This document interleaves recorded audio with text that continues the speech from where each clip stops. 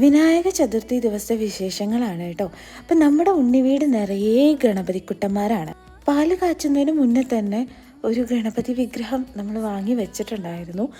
ഫങ്ഷനൊക്കെ കഴിച്ചപ്പോൾ നിറയെ ഗണപതിക്കുട്ടന്മാർ നമ്മുടെ വീട്ടിലേക്ക് വരായിരുന്നു കേട്ടോ.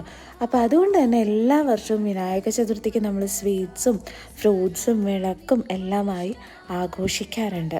ഇത്തവണ നാട്യഗണപതിയുടെ മുന്നിലാണ് നമ്മൾ അലങ്കാരങ്ങളും ചമയങ്ങളൊക്കെ ചെയ്തിട്ടുള്ളത് കേട്ടോ. നൃത്തം ചെയ്യുന്ന ഗണപതിയാണ് വീട്ടിലേക്ക് സന്തോഷം കൊണ്ടുവരും എന്നതാണ് വിശ്വാസം. താഷി ബേബി ആകെ എക്സൈറ്റഡ് ആണ്. കഴിഞ്ഞ വർഷം വെച്ചപ്പോൾ ആൾക്ക് ഇത്ര മനസ്സിലാവാറായിട്ടുണ്ടായിരുന്നില്ല. അപ്പോൾ ഇത്തവണ പോയിട്ട് ഓരോ പലഹാരങ്ങൾ എടുത്ത് കഴിക്കുക, അവൻ്റെ ടോയ്സൊക്കെ കിടന്ന് ഗണപതിക്ക് സമർപ്പിക്കുക, അങ്ങനെ ആൾ ഭയങ്കര ബിസിയായിരുന്നു കേട്ടോ. നന്നായി പ്രാർത്ഥിച്ചു. വരുന്ന വർഷം വിഘ്നങ്ങളൊന്നും ഇല്ലാതെ സർവ്വ ഐശ്വര്യങ്ങളും നൽകി അനുഗ്രഹിക്കണേ എന്ന് പ്രാർത്ഥിച്ചു കേട്ടോ. അപ്പോൾ അത്രയേ ഉള്ളൂ. Thank you.